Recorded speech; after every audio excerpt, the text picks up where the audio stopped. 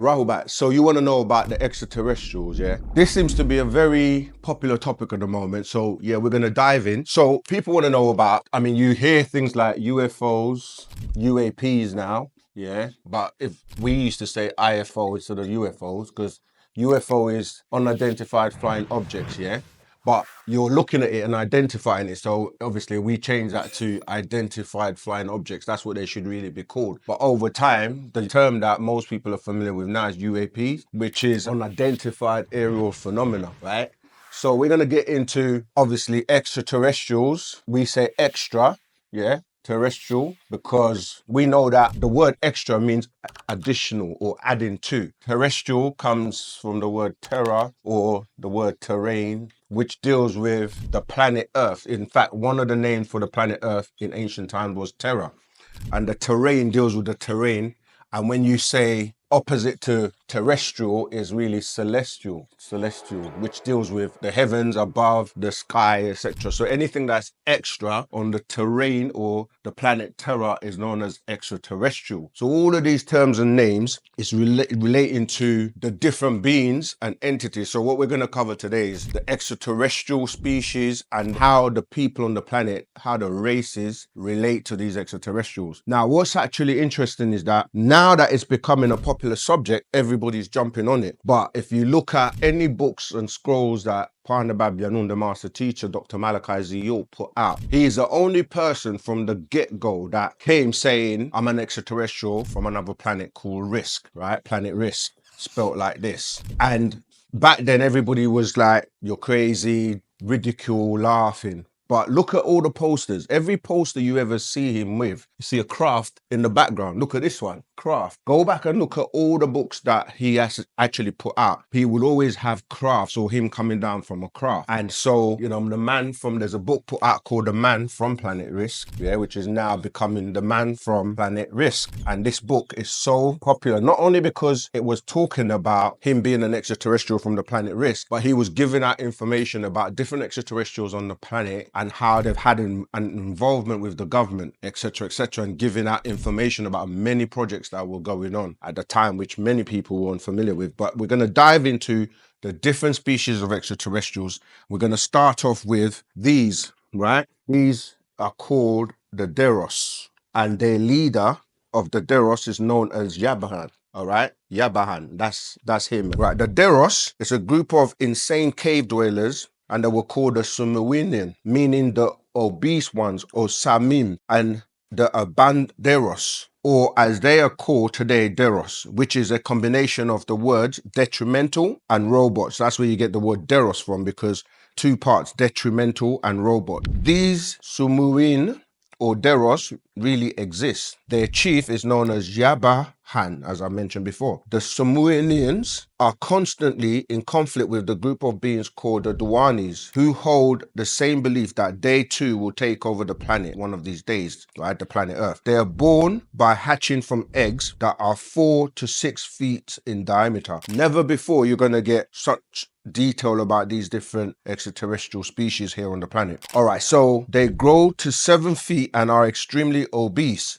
The Deros, who live in the caves, are degenerated so much that they don't have much intelligence. They have 2 stomachs and their digestive system is the same as that of a cow. Deros and cows both chew the curd, which means that when they eat, they chew their food and it goes through the initial stages of digestion where it reaches a large sac that is before the true stomach. The food is then regurgitated to the mouth for further chewing. This is called chewing the curd. The Deros have no fingernails, no toenails, nipples, navel or rectum. Their eyes are silver grey and they glow in the dark. They have blonde eyebrows and a pinkish grey colour skin, much like the corpse of a Caucasian and a pig, having not been exposed to the inner or outer sun. Other than their eyebrows, they have no hair on their bodies because of a disease called Reticulan-Markabians, not easy to pronounce, and are responsible for the disease known as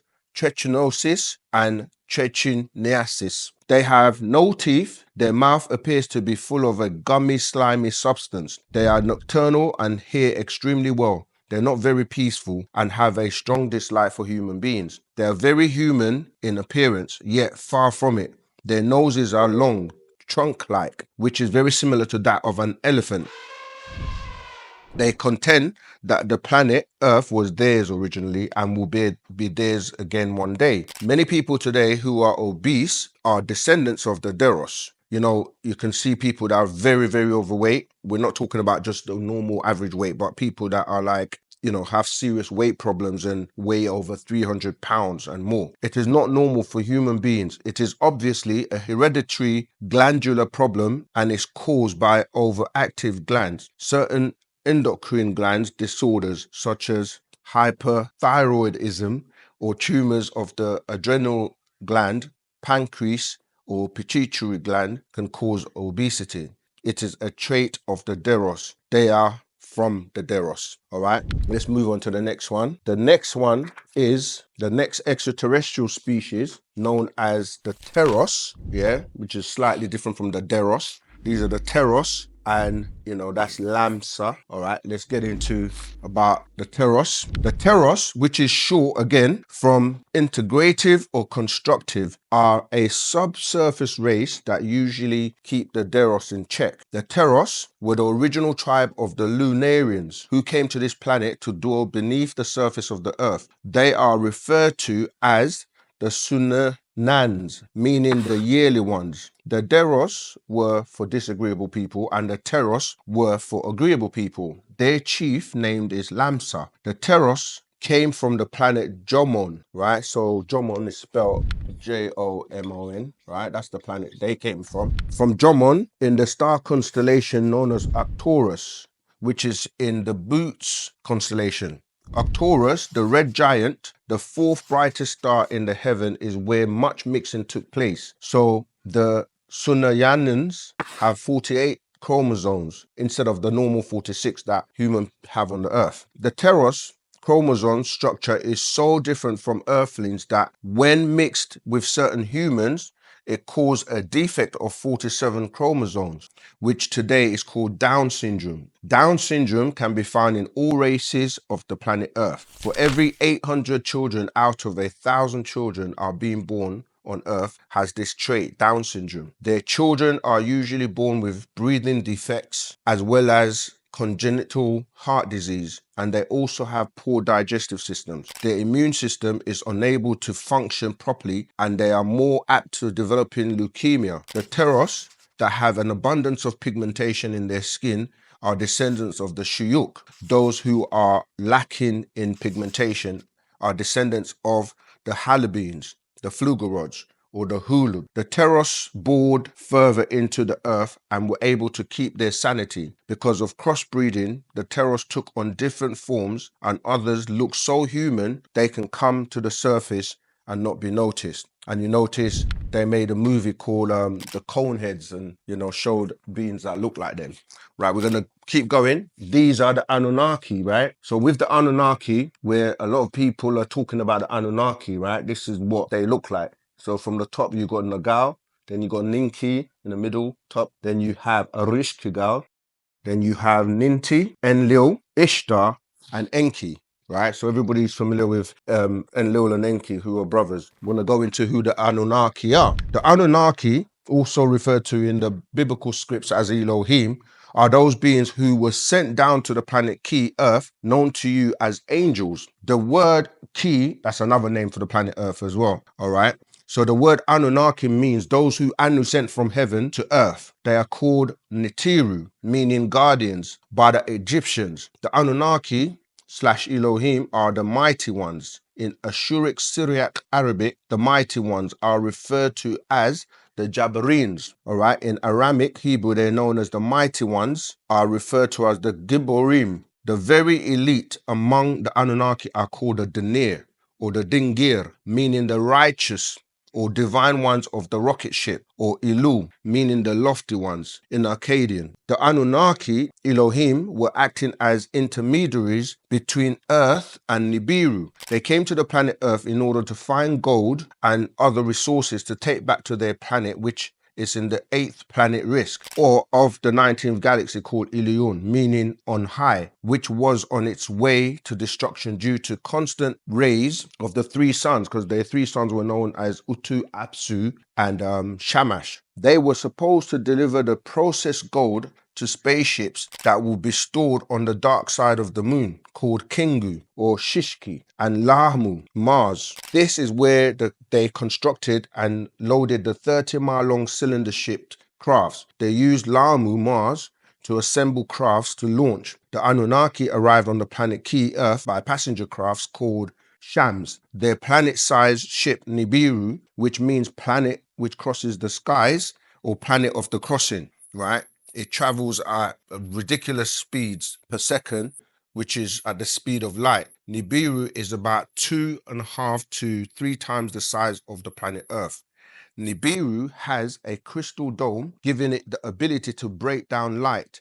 It has solar panels that are the size of pinheads or less, that can actually generate millions and millions of watts of energy, you know, as tiny as a pinhead is. Nibiru was set up for holographic interdimensional transport and manned over 144,000 crew members, headed by 24 elite beings called Yabahaan, 12 agreeable and 12 disagreeable. Nibiru is also called Makaba, meaning the movable throne. These extraterrestrials are aboard the mothership Nibiru. The Anunnaki's descriptions are dark, greenish, brown, skin, olive toned beings with supreme 9 ether hair texture, or what you'd call kinky or kingly hair. They look like humans with a few exceptions, such as their eyes. Some of the Anunnaki's eyes are exceptionally larger than that of humans. They are of such an advanced state that if you confronted one of them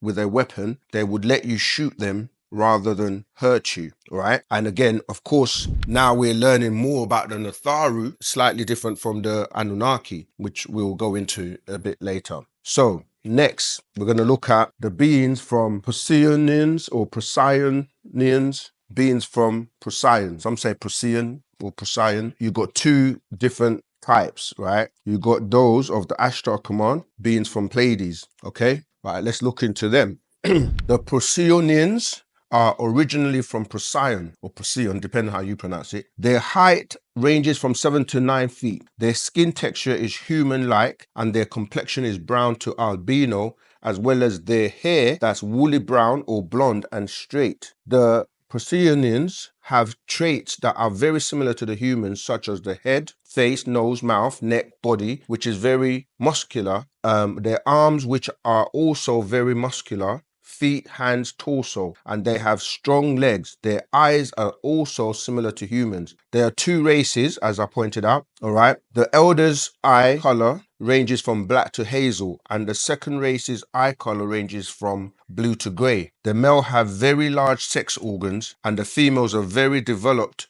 or voluptuous. They say to humans that they are the earth children. They want to communicate with earthlings and try to overstand human emotions. They breed, or they bred primitive human beings, thus Cro-Magnon. The man came about. They have the ability to travel within time frames. They depend on beam crafts for interstellar travel. The Procyonians astrally travel from place to place as a natural function. The name of their home planet of the Procyonians is translated as those who travel through time. The word Procyon is a Latin word from the Greek word procyon, which literally means before the dog. It is called this because it rises before the star Sirius, or the dog star. The Ashtar fleet. The Ashtar fleet, also called Ashtar command, are originally from the Aldebaran constellation. The Ashtar command are among many entities that come to Earth and have been circling above the planet Earth,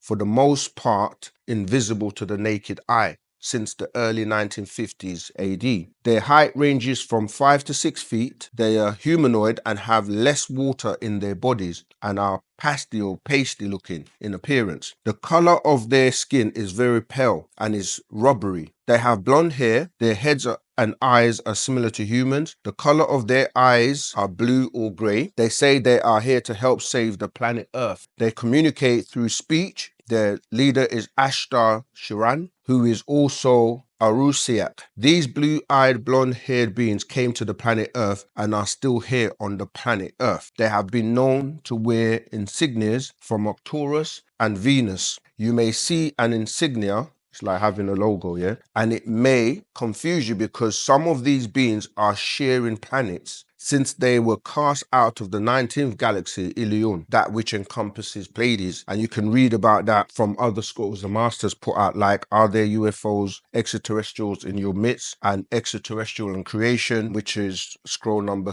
136. Okay, so we're going to move on now to the Shuyuk, or the Riskians, right? So these are the scientists, all right, known as the Riskians or the Shuyuk. And Yanun, yeah, he's the one that's been sent here to break the spell of ignorance known to us as Parnabab Yanun. All right, so let's go into a brief description and their history. Okay, so the Shuyuk, meaning the elders, are descendants of the Riskians who dwell within the caverns beneath the planet Earth. They were originally called the Riskians, who originally left the planet Risk and took residence in Shambhala, but eventually had to set up their own cavern. The Shuyuk are the elders, and the master teacher says that I have taught you of their existence before in other books. I'm just giving you another name for them. They are the Riskians from the planet Risk in the 19th galaxy Ilion. I told you in Man from Planet Risk, which is scroll number 80, that we, the Riskians, are able to manipulate our DNAs and RNAs so that we can live to be hundreds of years old. However, we don't age like you. Our time is different. On the planet Earth, from the moment you're born, you are dying. Unlike humans, we know that death is an illness. You just refuse to accept that death has a cure or can be prolonged. You know, he's broken that now with the telomeres, that, you know, this is how you can extend your life. The telomeres are the end of your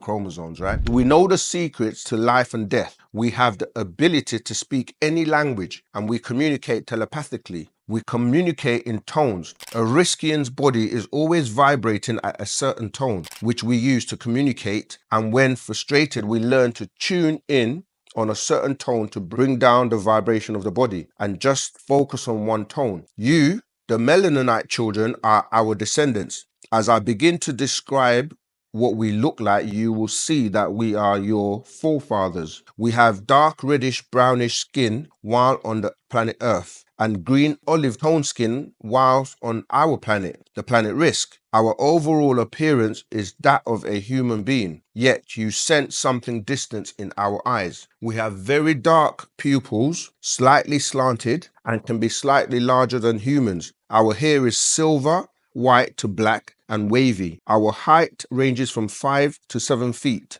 Our skin textures are similar to the humanoids and tends to dry up and shine. We have normal sized human heads and faces, some with facial hair and some without. We have long noses and normal human jaws, mouth and ears, which sometimes are smaller than the normal body, and normal teeth. Riskians are tall and slender with square shoulders, normal arms and hands that have 5 fingers. Our genitals are similar to humans. We have short torso and long legs with normal feet. Our overall appearance is that of a human being. We have a stern but kind and loving nature. We are the parents of Nubians on the planet Earth and father of the ancient Sumerians, Egyptians, and various cultures of South America. All right, we're going to go on to the Nomos, right? These are the Nomos, yeah? And singular is Nomo when you're saying one person.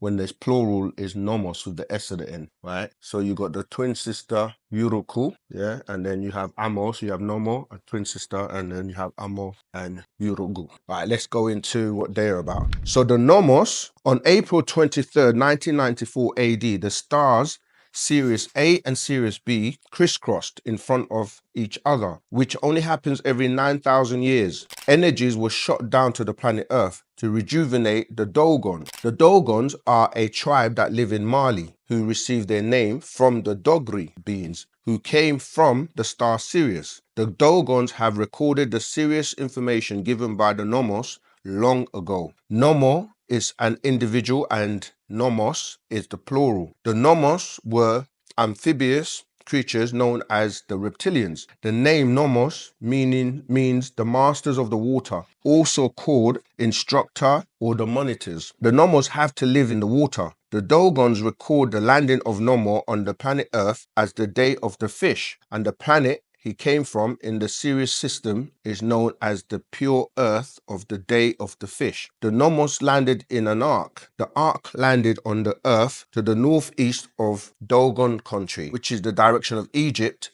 and the Middle East. The Dogon claim they have come from originally before coming to Mandi. The Dogon describe the landing of the ark as the word of Nomor, which was cast down by him in the four directions as he descended. And it sounded like the echoing of four large stone blocks being struck with stones by the children. The Nomor is said to be the monitor for the universe, the father of mankind, guardian of its spiritual principles, dispenser of rain and master of the water. Not all the Nomos came to earth. The one called Nomor died, or the great Nomor remained in the skies or heavens with Amma, and he is his vicar. He manifests himself in the rainbow, which is called Path of the Nomor. He is the guardian of the spiritual principles of living creatures on earth. Every 60 years, the Dogon, they hold a ceremony called the Sigu ceremony. Its purpose is the renovation of the world, right? The Dogons are African populace who comprehend various information of the stars. They conceive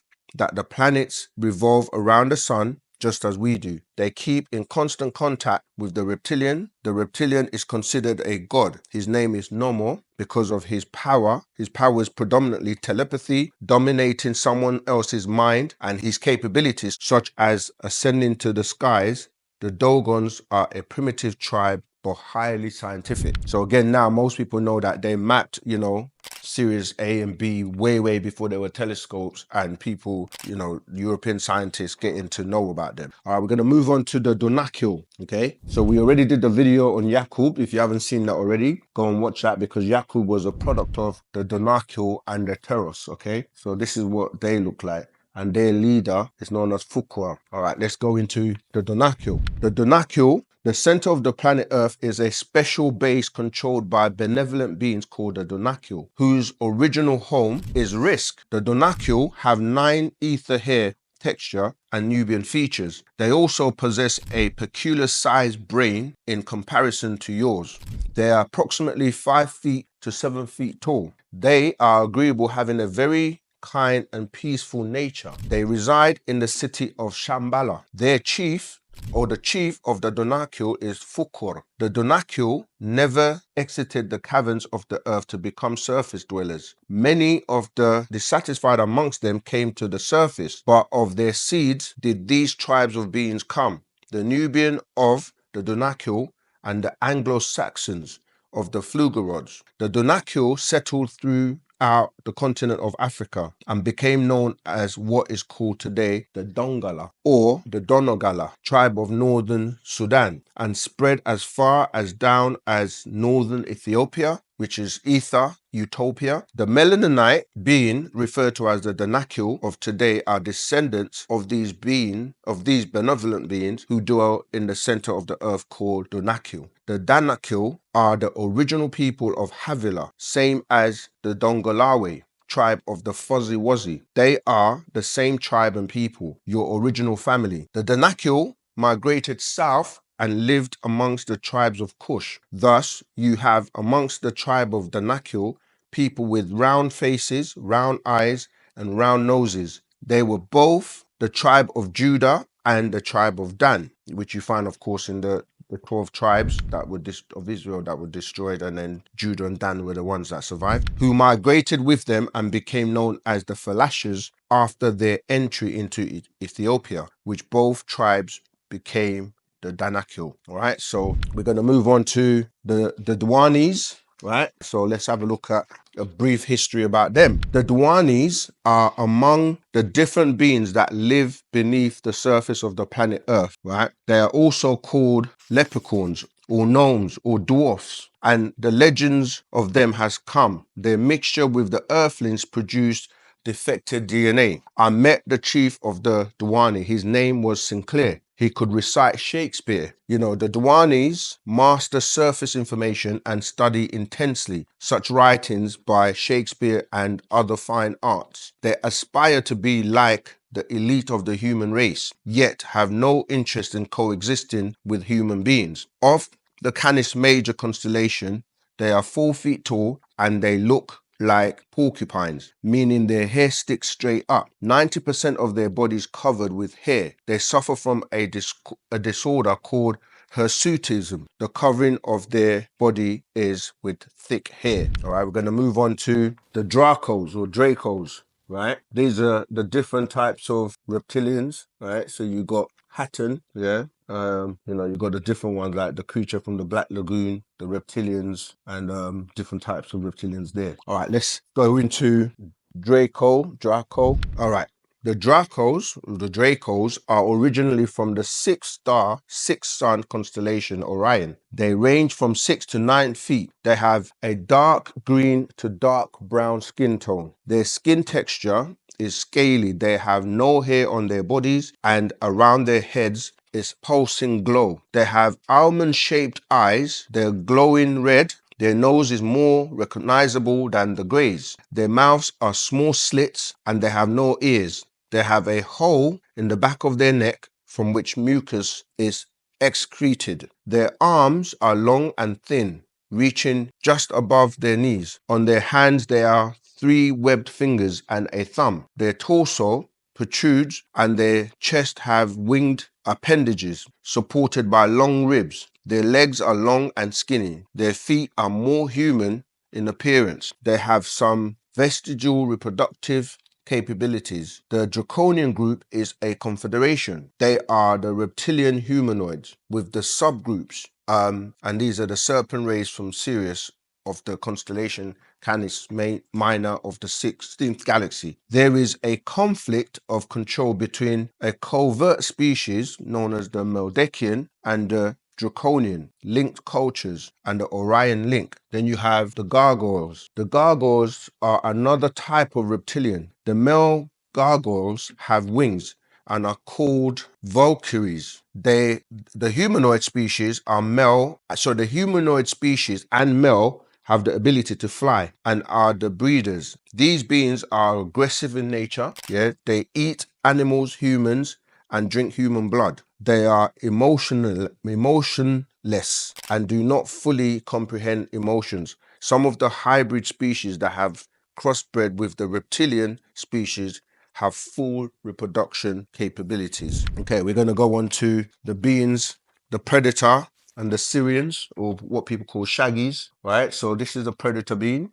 looked exactly like the one from the movie, and you can see the Syrians beings from Orion. Okay, we have a scroll actual fact called Bigfoot, which we can also post for you to get to know more about these predator beings. Right, so the predators are beings from the galaxy of Andromeda. Their appearance are grasshopper-like, predator-looking creatures. When the reptilians captured the Rumadians and took control of them, the beings from Andromeda were working alongside with the reptilians and captured some of the Rumadians as well and started breeding their own race of greys, which in time led to a breed of mean, vicious, bug-eyed beings. When the energy field of the planet Risk was starting to increase and the whole was starting to lose color, the Riskians had to abort their planet and go to Orion to get closer to the Milky Way. So they moved to Mars,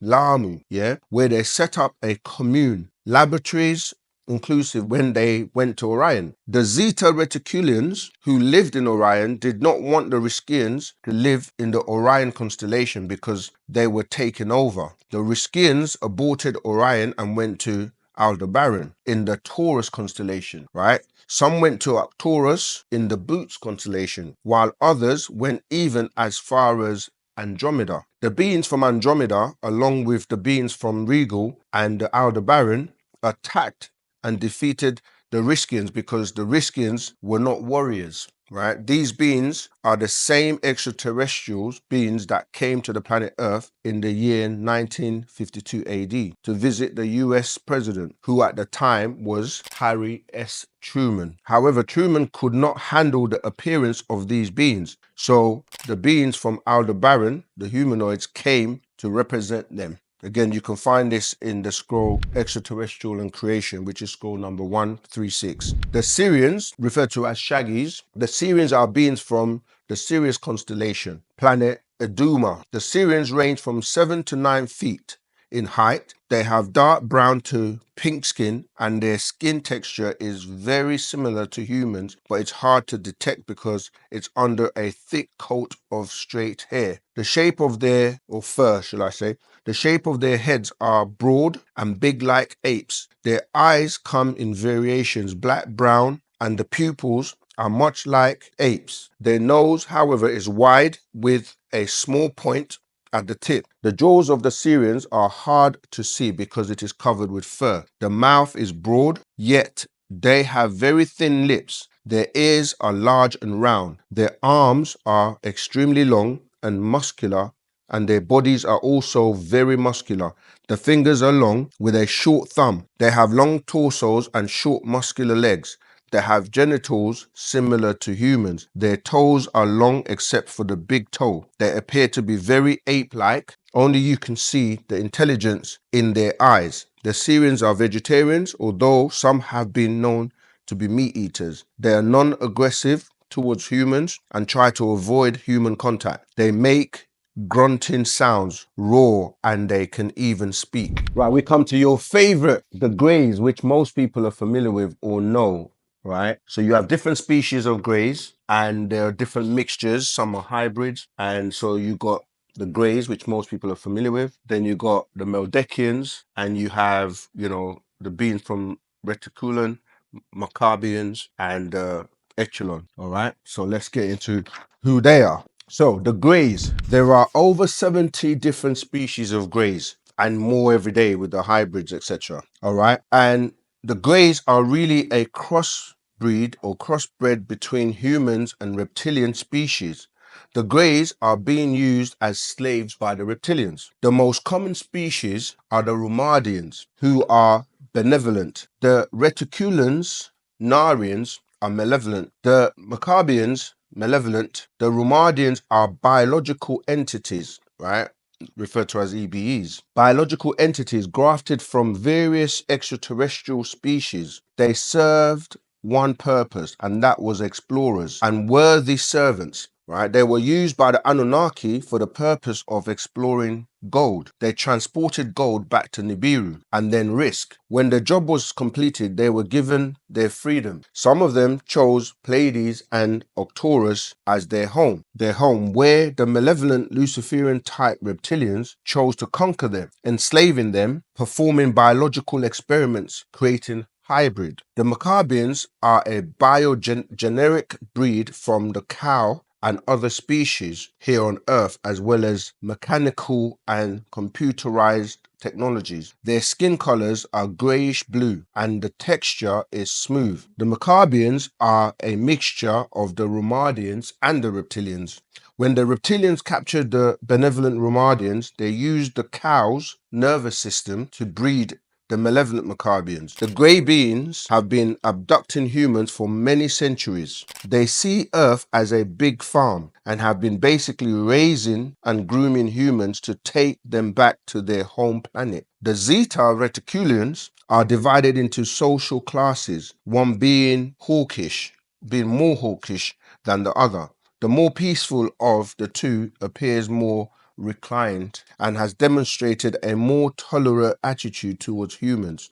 The other class is more abrupt, blunt, and crude towards humans. One in particular are the Reticulan-Markabians. They use sex, pain, drugs, and fear subliminally as obsessive elements with which they influence humans. The Reticulans-Markabians are originally from Zeta Reticuli. They are 4.5 feet tall with grey smooth skin. They have no hair on their thin bodies. They have pear-shaped heads with big faces consisting of large black eyes with no pupils, a very small nose and a small slit-like mouth. They have long necks that can stretch the length of their arms. They are normal in size, including their hands that have 5 fingers. They have a small torso with no stomach, so they absorb nutrients through their skin. They have legs normal to their body length. They have fully developed sexual organs. Their feet are much like a monkey's, yet their appearance is more like humans. They are aggressive in nature and also show fear of humans. They can communicate by speaking any language. They also communicate telepathically. All right, so the Flugelrods, yeah, and that's their leader, known as Korg. All right, so let's find out more about the Flugelrods. The Flugelrods were the original Nordics before they crossbred with different races to acquire the appearance they possess presently. They are the originators of the Nordic race and live in a cavern beneath the Antarctic. Their chief is named Korg. The original Halabites, meaning to blush, or Hulub, Flugelrods, became known as the Neanderthals, or simply cavemen, eating raw flesh, running around on fours and living in a state of bestiality. They found their way into the inner caverns of the planet. Many of them took residence, while others in time used the technology and terrorized other innocent tribes.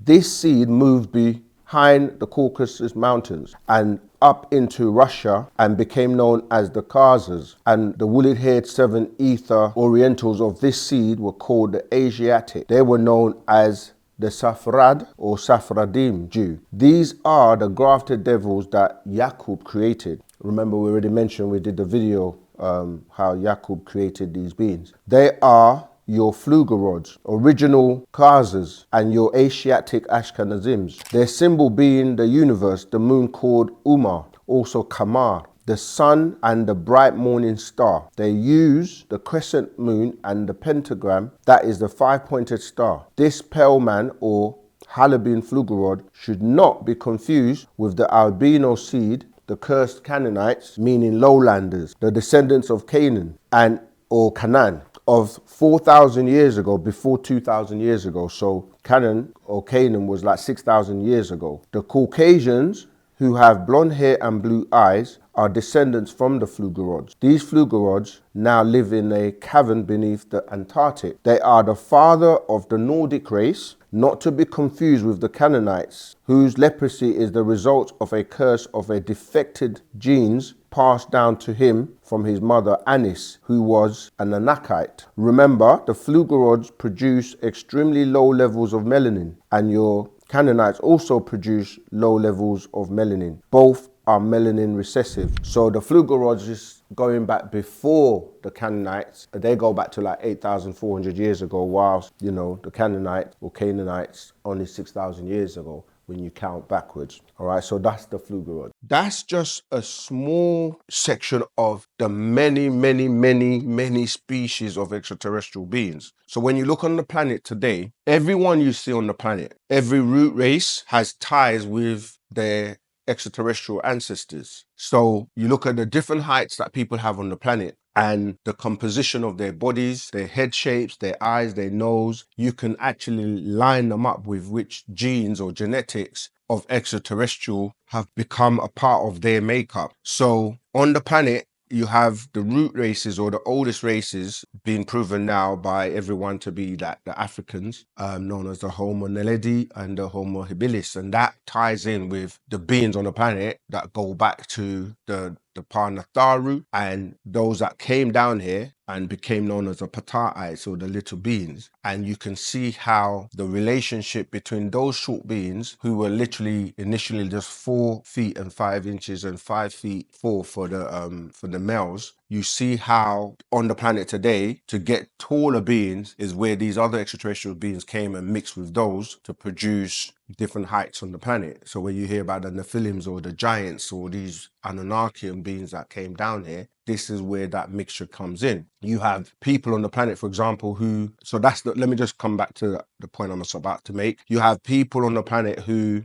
are then, like, let's say the Asians, right? Which again, the anthropologists will refer to as the Denisovan or the Homo florensis. Now, these would be your Asians, and you look at the beings from Teros or from Jomon, right? When we're talking about Jomon, those beings will relate to those being on the planet. Then obviously you have like the Caucasians, which are referred to as the Cro-Magnon or the Neanderthal, who are related to the beings from, say, the Pleiades or the Ashtar command. And these are the beings that a lot of the times when Europeans say they've been abducted or they've met and spoken with extraterrestrials, that's who you see. They show you their leader, you know, Sharon, who was again the Ashtar command, were the ones that were in contact with Hitler, etc. Right? And then on the planet, you have many of these extraterrestrial beings that came and lived in the caverns. You have those that stay up in the skies, but they're in places and they're literally invisible to the naked eye. And so you got beings that are in the waters. And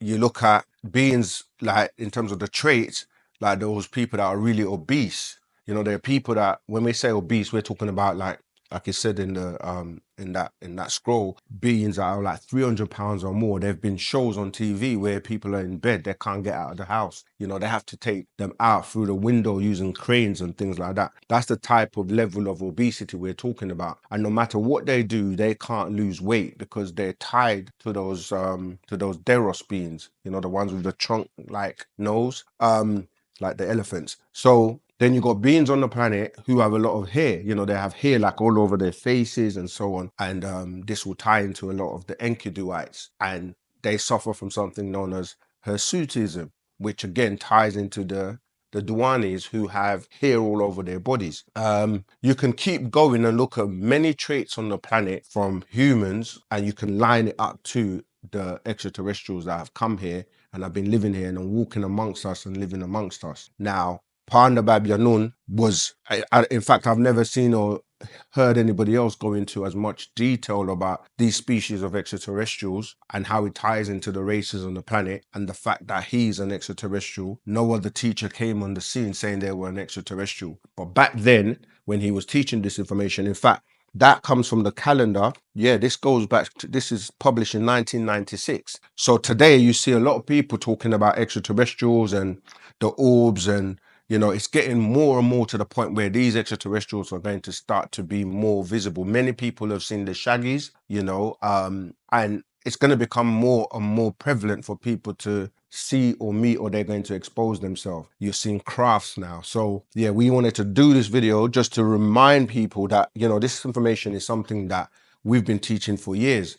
But it's just that now everybody's on it. We wanted to give you more details and give you some of these extraterrestrial species and their relationship to the planet and the people on the planet that are walking amongst us. Some of these extraterrestrials have had offspring, children, you know, that are amongst us, and they look very human like we do. Of course, you also have the, you know, beings that are what you would call androids, or they're machine and, you know, mixture between humanoids and machines. And they showed you a movie called Ex Machina a long time ago. And again, if you watch that, it goes into what I'm talking about, where robots, remember now Elon Musk and people like that are actually putting out robots. But remember that when you first start off, the robots are going to be more mechanical. They're not going to be as advanced. But as time goes on, they're going to make them to the point where you can't tell the difference, especially with AI now. AI is giving them artificial intelligence. So what we're saying is you might be seeing the robots of today looking like robotic and moving, you know,